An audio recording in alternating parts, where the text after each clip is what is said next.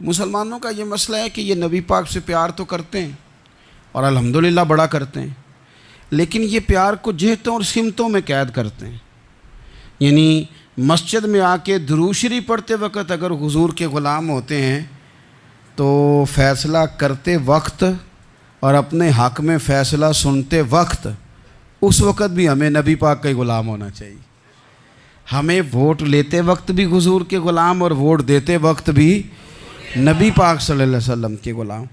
जब तक निज़ाम नाफिज नहीं होता, निज़ाम, यूरोप को आपकी नमाज से तकलीफ़ ही कोई नहीं, तो नमाज़ पढ़ने के लिए मस्जिदें बनाने की इजाज़त देते हैं। कुरान पाक जितना मर्ज़ी आप वहाँ पढ़ें वो इजाज़त देते हैं। आप ज़कातें दें जितनी मर्ज़ी, वहाँ से लोग चंदे इकट्ठे करके यहाँ नहीं ले आते, करें जो मर्ज़ी।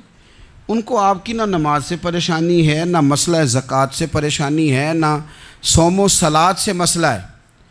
उनको तो मसला ये है कि कचहरी में कहीं नबी पाक का दीन ना आ जाए। उनको तो मसला ये है कि कहीं पार्लियामेंट में हुजूर का दीन ना आ जाए। दो कौमी नज़रिए क्या हैं और नज़रिया पाकिस्तान क्या है जिसकी बुनियाद पर पाकिस्तान बना। बड़े ठंडे दिल से मेरी बात को समझिएगा। पाकिस्तान अगर अच्छी सड़कों के लिए, तरक्की करने के लिए बना था तो ये तरक्की हिंदुस्तान में रह के भी हो सकती थी। इंडिया वाले कहते हैं कि हमने तरक्की नहीं करनी, कच्ची सड़कों पे चलना है, हमने टेक्नोलॉजी नहीं बनी। ये काम वहाँ भी हो सकता था। अगर आप ये कहें कि पाकिस्तान जमहूरियत की मजबूती के लिए बनाया था कि डिक्टेटर कोई नहीं आएगा, सिर्फ जमहूरी कुव्वतें काम करेंगी, तो जमहूरियत में तो इंडिया बज़ाहिर आगे निकल गया है। उनकी जमहूरियत तो ज़्यादा अच्छी नज़र आती है, कभी डिक्टेटर नहीं आया। आपने पाकिस्तान क्यों बनाया? अगर आपने यही काम करने थे, फाशी और यानी और जो मर्ज़ी जिसके मन में आए करे, और कोई फ़र्क ना हो यहाँ के और वहाँ के कल्चर में, रिश्वतखोरी, भत्ताखोरी और नाजायज़ फ़रोशी, सारे काम अगर होने थे तो ये काम वहाँ भी होते हैं। पाकिस्तान क्यों बना? क्यों इतनी सारी 40,000 लोगों ने अपनी जानों की कुर्बानियाँ दी? दुनिया की सबसे बड़ी हिजरत हुई है, सबसे बड़ी, जब पाकिस्तान बना। ये सबसे बड़ी हिजरत थी, इतनी बड़ी हिजरत ही कभी नहीं हुई। क्यों इतना कुछ हुआ? वो इसलिए हुआ कि हमें बताया गया था कि वहाँ ना सोशलिज़म, ना वहाँ खाली जमहूरियत का राग अलापा जाएगा, बल्कि एक बुलंद नारा लगाया गया था। नारा क्या था? पाकिस्तान का मतलब क्या?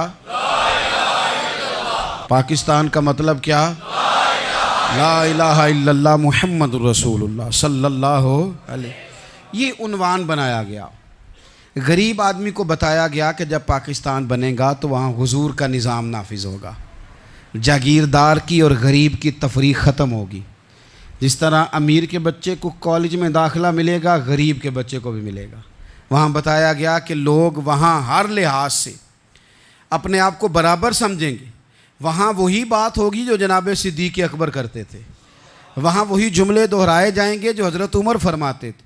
वहाँ उसी तरह गरीब पर सखावत की जाएगी, उसे दिया जाएगा जिस तरह हज़रत उस्मान गनी करते थे। वहाँ उसी तरह फ़क्र का दौर दौरा होगा, सादगी का हुस्न होगा, अपनाइयत का नूर होगा जो मौला अली शेर खुदा ने अता फरमाया था।